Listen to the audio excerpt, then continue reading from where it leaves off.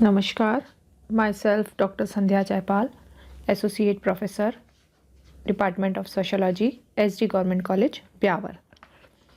आज का जो हमारा ई कंटेंट है वह सामूहिक सौदेबाजी की विशेषताएं एवं प्रकृति, characteristics and nature of collective bargaining. सामूहिक सौदेबाजी की विशेषताओं के बारे में बात करने से पहले हम एक बार सामूहिक सौदेबाजी क्या है उसके बारे में बिल्कुल संक्षिप्त में बात कर लेते हैं। सामूहिक सौदेबाजी की जब हम बात करते हैं तो हम ये कह सकते हैं कि सामूहिक सौदेबाजी दो पक्षों के बीच वाद विवाद है या विचार विनिमय है। कुछ भी चीज़ हो सकता है, वाद विवाद भी हो सकता है किसी बात पर, या विचार विनिमय भी हो सकता है। उसकी एक प्रक्रिया है जिसे हम क्या कहते हैं, सामूहिक सौदेबाजी। इस सामूहिक सौदेबाजी में एक या दोनों व्यक्तियों के समूह, या तो एक व्यक्ति हो सकता है या समूह भी हो सकते हैं, एक संस्था में कार्य करते हैं। इन दोनों की जो संस्थाएं हैं वो क्या होती है, दोनों पक्षों की एक ही होती है। तो ये एक वाद विवाद और विचार विनिमय की प्रक्रिया होती है जिसमें ये दोनों एक ही संस्था में कार्य करते हैं। साथ ही साथ जब हम सामूहिक सौदेबाजी की बात करते हैं तो हम ये भी कह सकते हैं कि सामूहिक सौदेबाजी या कलेक्टिव बार्गेनिंग सेवा की शर्तों के संयुक्त निर्धारण का एक साधन है कि भाई जो सेवा ली जा रही है या दी जा रही है, दोनों में क्या क्या शर्तें होंगी उसका संयुक्त रूप से एक निर्धारण जो करते हैं, उसका एक साधन क्या होता है, सामूहिक सौदेबाजी या कलेक्टिव बार्गेनिंग।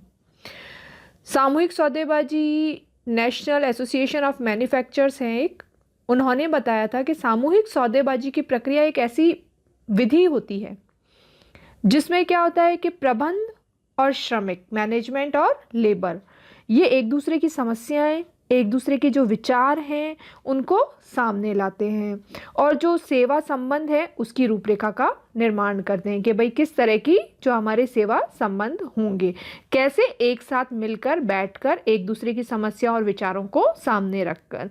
और इसके अंतर्गत क्या होता है, जितने भी पक्षकार होते हैं, मैनेजमेंट हुआ, श्रमिक हुआ, सर्विस प्रोवाइडर हुआ, है ना, जिसे आप सेवा योजक कहते हो, ये सब सहयोग और लाभ भावना से कार्य करते हैं। यानी सबको क्या हो, एक दूसरे से सहयोग से और दूसरे का, दोनों पक्षों का क्या हो, लाभ हो, इसी भावना से वो कार्य करते हैं। तो सामूहिक सौदेबाजी के बारे में हमने बात की। अब हम इसकी विशेषताओं की बात करते हैं। सामूहिक सौदेबाजी की विशेषताओं की जब हम बात करते हैं तो सबसे पहली इसकी विशेषता के बारे में हम बोलते हैं सामूहिक क्रिया। सामूहिक सौदेबाजी एक क्या है, सामूहिक क्रिया है, जॉइंट फंक्शन है। सामूहिक क्रिया इसे इसलिए कहा कि ये एक ऐसी सामूहिक क्रिया है जिसमें श्रमिक और प्रबंधक क्या करते हैं, इनके जो प्रतिनिधि होते हैं वो क्या करते हैं, आपसी तौर पर हिस्सा लेते हैं। यानी इस क्रिया के अंतर्गत या इस प्रक्रिया के अंतर्गत श्रमिक भी होता है, प्रबंधक भी होता है, सेवा योजक भी होते हैं या इनके प्रतिनिधि होते हैं। तो ये कैसी प्रक्रिया हो गई, एक जॉइंट फंक्शन या सामूहिक क्रिया हो गई।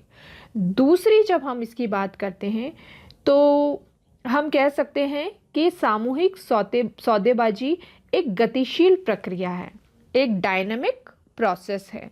गतिशील प्रक्रिया हमने क्यों कहा, गतिशील प्रक्रिया हमने इसलिए कहा कि सामूहिक सौदेबाजी ऐसी प्रक्रिया है जो कि सदैव चलती रहती है। इसलिए क्योंकि संस्था में जहाँ श्रमिक कार्य करते हैं, जहाँ प्रबंधक होते हैं, जहाँ सेवा योजक होते हैं, सबकी अपने अपने क्या होते हैं, समस्याएं होती है, सबकी अपनी अपनी शर्तें होती है। और ये जो समय समय पर संस्था में नई नई समस्याएं खड़ी होती है, उनके समाधान के लिए सबको क्या होता है, कार्य करना पड़ता है। और सामूहिक रूप से बैठकर जो ये समाधान निकालते हैं उसको हम सामूहिक सौदेबाजी कहते हैं। और ये ऐसी है कि ये हमेशा चलती रहती है, गतिशील है, क्योंकि संस्था में सदैव नई नई समस्याएं खड़ी होती ही रहती है और उनकी समाधान के लिए प्रक्रिया सदैव चलती रहती है। तो क्या है, एक गतिशील प्रक्रिया है। तीसरी जो हम इसकी विशेषता बताते हैं, यह एक द्विपक्षीय है। है ना। सामूहिक सौदेबाजी क्या है, द्विपक्षीय है ये प्रक्रिया। द्विपक्षीय क्यों बोला हमने, द्विपक्षीय इसलिए बोला कि इसमें श्रमिकों और प्रबंधकों को के प्रति जो प्रतिनिधि होते हैं उनके बीच साफ तौर से आमने सामने की बातचीत का मौका मिलता है। दोनों का, श्रमिक और प्रबंधक, इनके प्रतिनिधि बैठते हैं, आपस में अपनी जो समस्याएं हैं उनको रखते हैं और उन पर विचार करते हैं।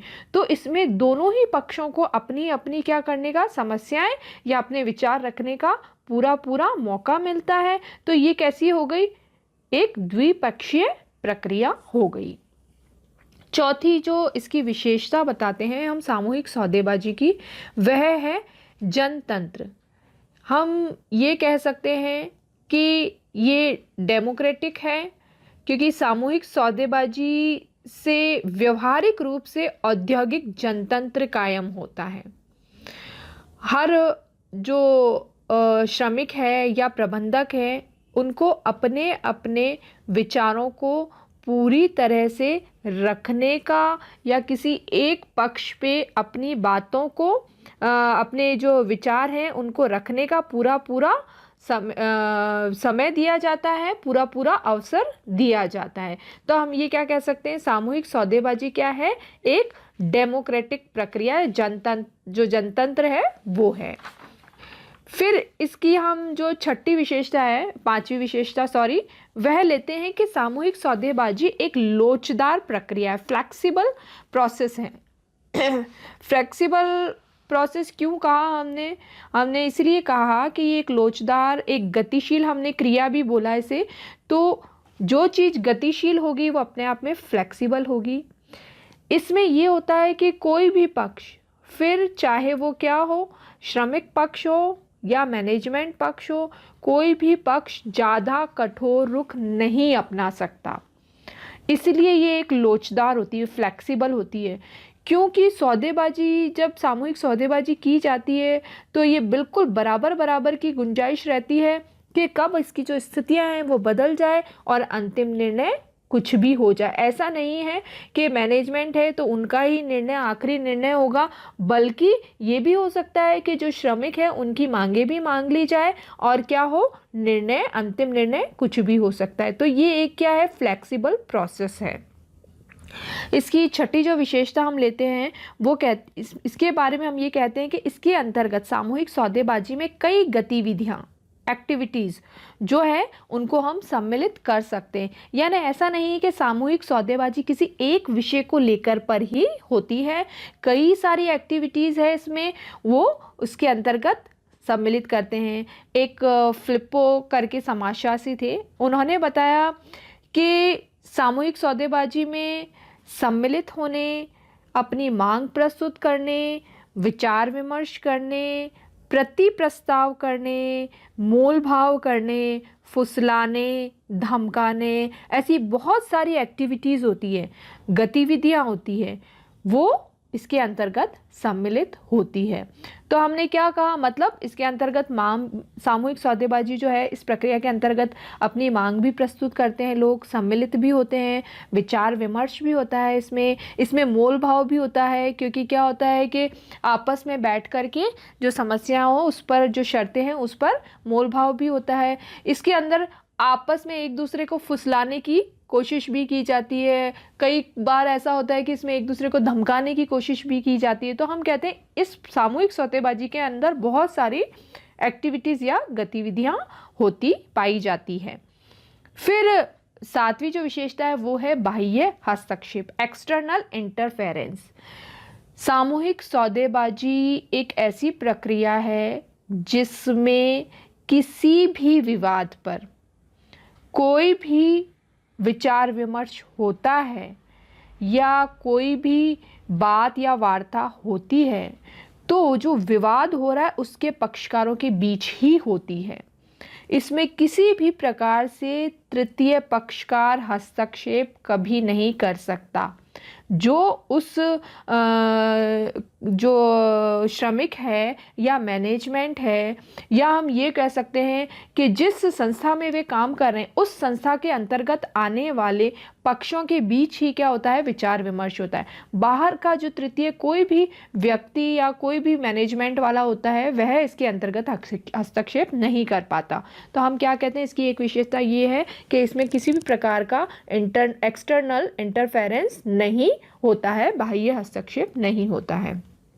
आठवीं जो इसकी विशेषता है हम लेते हैं वह है पारस्परिक लाभ।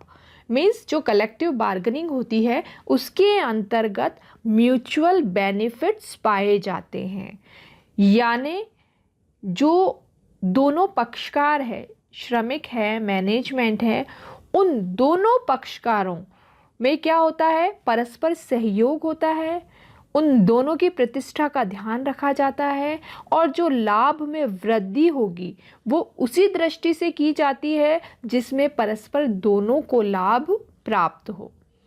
यानी परस्पर एक दूसरे को ये परस्पर सहयोग भी प्रदान करते हैं, दोनों की प्रतिष्ठा का भी ध्यान रहता है, दोनों की प्रतिष्ठा में भी वृद्धि होती है, और लाभ में जो वृद्धि होती है वो भी इस दृष्टि से होती है कि दोनों को म्यूचुअल बेनिफिट्स मिले। इसमें कर्मचारियों के और श्रमिकों के हितों की रक्षा भी होती है, और साथ ही साथ क्या होता है, इससे जब दोनों को लाभ मिलेगा, जब दोनों की प्रतिष्ठा में वृद्धि होगी, जब दोनों की पारस्परिक सहयोग बना रहेगा तो उद्योगों में भी क्या होगा, शांति बनी रहेगी। तो इसकी एक विशेषता क्या है कि जो कलेक्टिव बार्गेनिंग है, सामूहिक सौदेबाजी, उसके अंतर्गत पारस्परिक लाभ इसकी एक प्रमुख विशेषता है। जो आखिरी इसकी विशेषता हम कह सकते हैं प्रतिकूल हितों में समन्वय। इसको हम कहते हैं रिकंसिलेशन बिटवीन कन्फ्लिक्टिंग इंटरेस्ट। यानी सामूहिक सौदेबाजी में एक ये बहुत महत्वपूर्ण लक्षण है कि इसके अंतर्गत जो परस्पर दो विरोधी पक्षकार हैं, इस प्रक्रिया के द्वारा ये दोनों अपने अपने जो हित है उनमें समन्वय स्थापित करते हैं।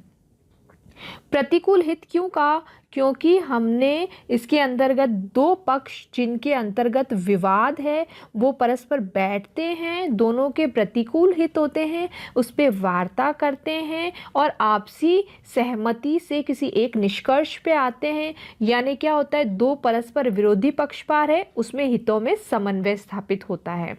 तो ये एक ऐसी प्रक्रिया है जिसके अंतर्गत हम कह सकते हैं कि प्रतिकूल हितों में समन्वय स्थापित होता है। यह एक की विशेषता है जो कि बहुत महत्वपूर्ण लक्षण है।